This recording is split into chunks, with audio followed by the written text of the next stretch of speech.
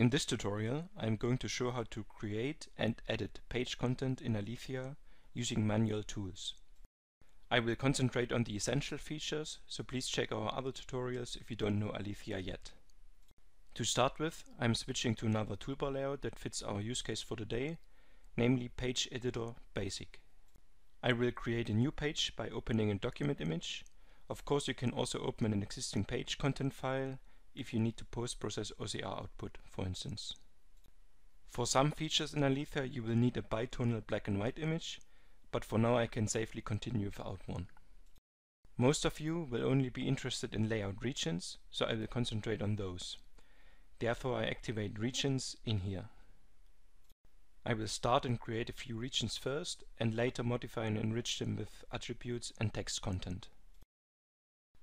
In the basic editing toolbar, you only have two options to create a region: the rectangle and the polygon drawing tools. It is best to position the image first, that's what I'm doing now. The rectangle tool is quite straightforward. You activate it in the toolbar or press R on the keyboard and then drag a box around some page content. If something went wrong, no worries, you can always use the undo. There's also an alternative way without dragging the mouse that can be useful on a laptop with trackpad, for instance. Just left click in one corner and right click in the opposite corner. Now, as you can see in the example, a rectangle is not always the best choice. This text paragraph here, for instance, would overlap with the image. So instead, we can use the polygon tool. The same as before, you can drag the mouse around an object. Of course, that is much more difficult for a polygon. If you have a very steady mouse hand or a touch screen, you can do that. Otherwise, I would recommend the point-by-point approach. Use left clicks to add individual points and finish with a right click or double click. The double click adds a final polygon point. By the way, you can always zoom and scroll even while you're drawing. I will quickly create a few more regions. Aletheia ensures that all regions are within the boundaries of an image, so you don't have to worry about getting outside the image. As you might have noticed, all regions I created are labeled as a paragraph. The simple reason for that is that a paragraph is the default region type. If you want, you can change it in the settings. So far so good. Before I fill our new regions with some data, I would like to show you how to edit region outlines. Just activate the edit tool here or press F2. By the way, the keyboard shortcuts are included in the tooltips. It's probably a good idea to zoom in a bit now. Okay, you can do quite a few things with the edit tool.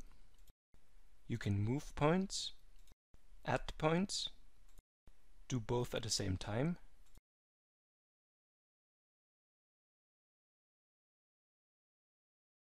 remove points using the delete key.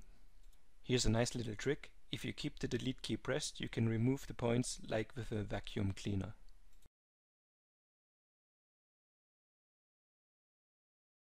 You can also select multiple polygon points and move them and delete them. If you double click on a point, all points will be selected. Then you can move the whole region or even delete the whole region. If you are finished with editing, just press the escape key. Aletheia will then switch back to the default tool, which is the hand tool in my case. Since we do not only have paragraphs on this page, I will change some types of the regions now. That is done in the Object Properties dialog. It is empty now because nothing is selected. To select a region, just left click on it with the hand tool. Otherwise, you can also double click a region to select it and open the dialog at the same time. At the top, you can see the current type and the ID of the selected region. The ID is created automatically and cannot be changed. The type, however, can be changed very easily by clicking on one of the available options here, image for instance, as is correct in this case. You can also select multiple regions at once and change their type and attributes. Just hold the Ctrl key while you click to add a region to the selection. For some region types you can also specify a subtype. For text regions that's the case. That is also why we have so many paragraphs everywhere and not just plain text regions.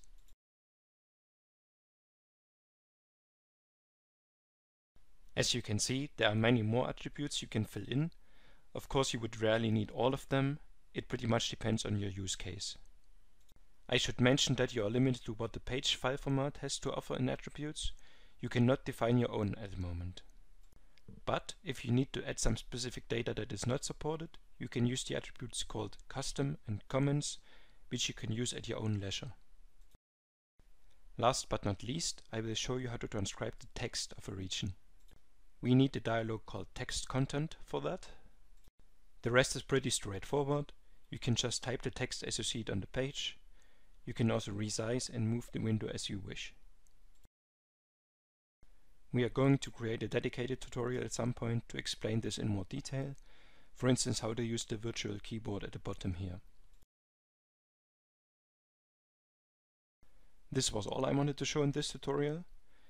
If you are using Aletheia and can't remember what a specific button does, you can always have a look at the toolbar help up here. Okay, thank you for listening, and as always, have a look at our YouTube channel for more videos.